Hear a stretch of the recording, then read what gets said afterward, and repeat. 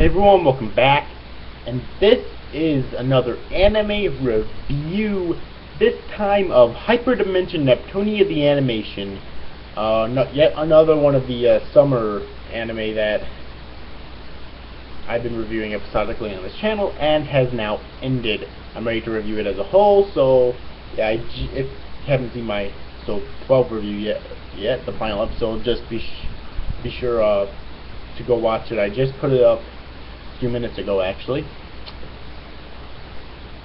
So yeah, so Hyperdimension Neptunia the animation, it was an interesting experience. It's actually based on the PS3 game by the same name, which is for the PlayStation 3 only.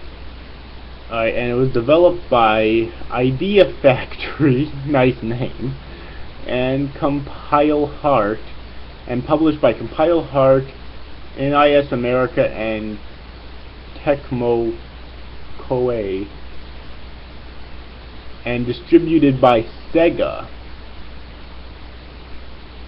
So yeah, it's a role-playing game. I actually haven't played it yet, so I'm not sure if it's a turn-based RPG or an action RPG.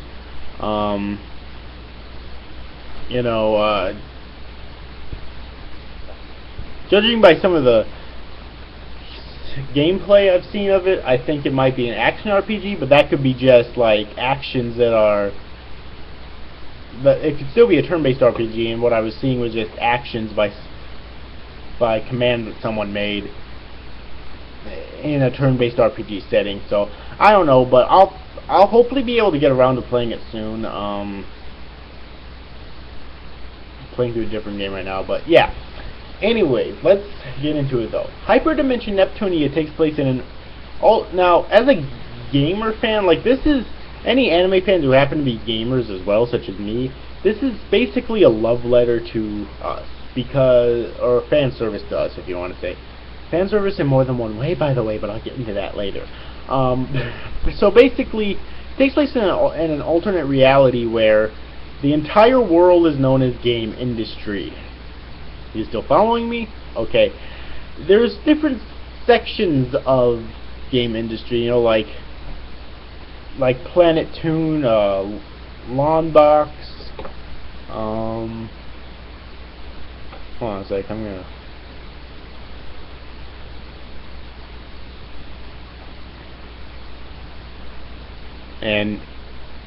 Or Lean. Hold on a sec. So there's Lawnbox, and each one has a leader of a goddess, all right, who look like, who have a normal form, and then they transform, and then they can transform when they need to fight and protect and whatnot. So Neptune is the goddess of Planet Toon, and then there's Noir, who's the goddess of Lastation, and then there's Vert, who's the goddess of Leanbox, and then there's Blank, who's the goddess of Loie. All right. And each one of them also has a little sister who are basically, I guess they're kind of the characters who are like the heirs of their older sisters, and when their older sisters can't be goddesses anymore, they pass on, then they would take over. And the transformed state of each goddess is known as a CPU, by the way. Alright, so we get into the sisters. We have... Oh, there's also Plutia, who's the Iris Heart. Plutia, I forget which... Well, Plutia was from a different dimension, so I guess she doesn't really count there. I mean, when she was in their dimension, she kind of served as the goddess of Planet Toon, I guess, along with Neptune. Yeah, but we have Nepgear, who's Neptune's sister, and Uni, who's Noir's sister, and Ram and Rom, who are both Blank's sisters, and Vert does not have a sister, at least not one that was shown in this series, or in the series, or first season if they do happen to make other seasons, because I have heard that there's like 2 or 3 games based on it, and and there's other characters too, such as Compa and If and Histore, and it's like the entire world and their characters are based off of the game industry, because the entire world is called game industry. But Neptune is apparently based off of the old canceled Sega Neptune. Alright, and and Noir is about the PlayStation 3.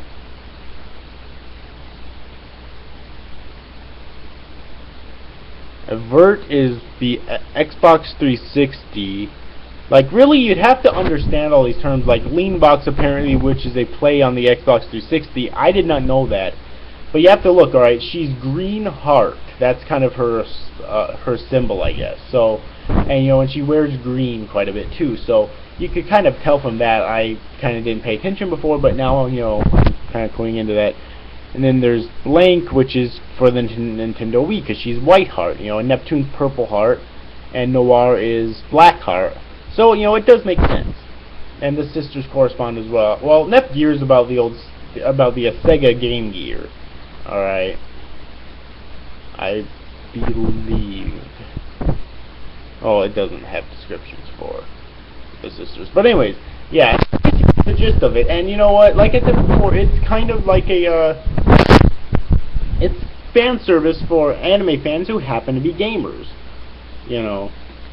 And it really is. And that's the reason why I wanted to check it out. That's the reason why I bought the game.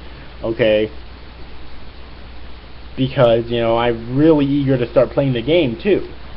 So the basic gist is that at the beginning of the series, all of these nations, even though the goddesses are friends with each other, all of these nations are basically at war with each other because they're trying to collect share energy, which is basically the shares of their land. They represent it as energy. Alright. However, at the beginning of the series, they do end up having a treaty with one another. This does not mean that they're not still competing for shares, because they are. They just can't take it by force. Alright, they have to earn shares, basically, because of this treaty. So, and, throughout the course, like, there's not really one overarching storyline. This is one of those mini-series that has, like, individual story arcs. Like, that takes up to a few episodes. Like, in this series, it's generally like 2 or 3 episodes that a story arc will take up. Alright, and then we'll move on to the next.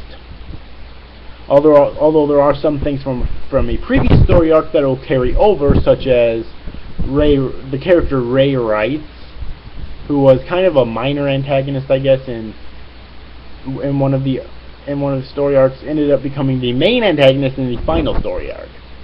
Now, there are lots of problems with the series, though. First off, the fan service is just fucking crazy. Like, I don't really think there was any need for it whatsoever. So, yeah, that was a huge problem, I felt. And another problem was the pacing was just everywhere. Like, one episode would be way too fast-paced.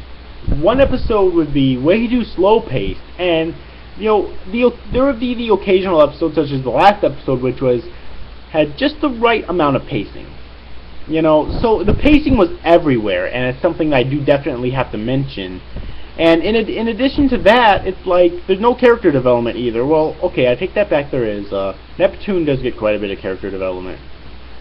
And some of the other characters get character development here or there, but there's, like, the character development is kind of sporadic as well. Like, the only one who gets consistent character development would be Neptune herself, which is good because she is the main character after all. But you would expect some of the other characters to get a steady amount of character development too, and they don't. Alright. Now, those are basically my main complaints. There's other stuff as well, like one of the main villains of the series, Afiore, when she's defeated for the final time, she and her minion, who happens to be a talking rat, never explained by the way, decides to be eggplant farmers. However, in the last episode, they do show up to help finish off Ray Wrights, and she says that she still wants to take over the world, even though she previously gave that up. That's never explained. Maybe that's setting up for a sequel, I don't know, but it would have been nice if it was explained. Also, Ray Wright's backstory at the end there, never explained. We never got a flashback or anything, which is why I wish that this would have went to 13 episodes, so that we could have got a flashback, because she was basically the goddess of the fallen land Tari, but she did say something in battle like they wouldn't obey me, so which leads me to believe that she was a greedy and corrupt and selfish goddess, and because of that her land basically overthrew her. However, it was a double-edged sword, because they overthrew her, they had no one to protect them, so they basically crumbled. They were fucked. So it would have been kind of nice if we would have got some insight on that, but we didn't. And there's lots of things like this, where they just needed to explain more, or they needed to be more consistent, or something. And we didn't see that here. Now, there are definitely good things in this series, though, of course, The animation is hit or miss. Like, whenever there's a major fight scene, or a fight scene in general, the animation's beautiful there, like, always. But in other scenes besides the fight scenes, it's definitely hit or miss. Like, you'll find animation that's great sometimes and, well, terrible other times. Alright, and it doesn't really seem to stray away from that. So, the animation, it's not bad animation all the time though, which is good. But I just wish it was great more than it actually was. Alright, another thing is that the fight scenes in general are really good, not just because of the fan service. As I said, I got pissed because of the fan service. If I want to look at fucking anime tits, I'll go watch fucking hentai. I don't need that in an anime series that's trying to take itself seriously. That's the biggest thing. It's trying to take itself seriously. And then there was that fucking island episode. Oh my god, like, I forget the name of the island, but that was just fucking painful.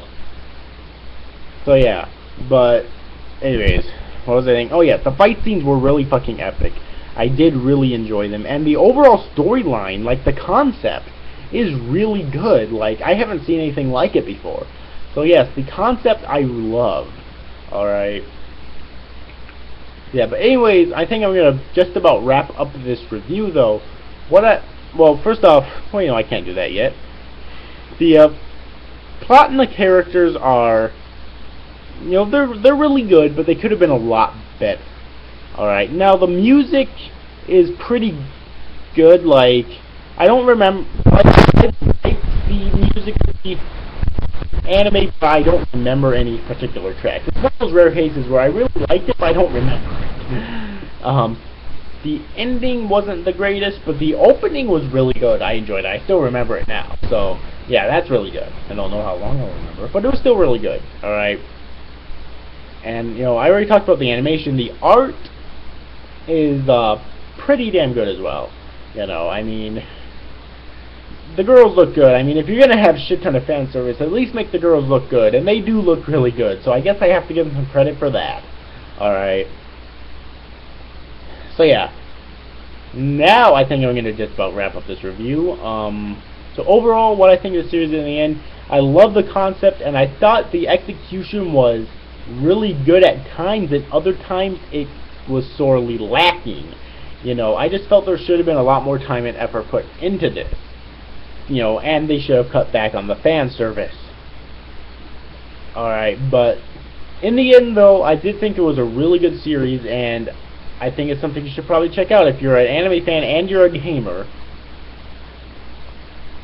You know, I mean, if you're both, then this is definitely your kind of thing. So yeah. So I'm going to give it a 6.7 out of 10 as my final rating. So yeah. Anyways, overall, I hope you enjoyed this review, guys. See you after, guys. Thanks for watching. Bye-bye.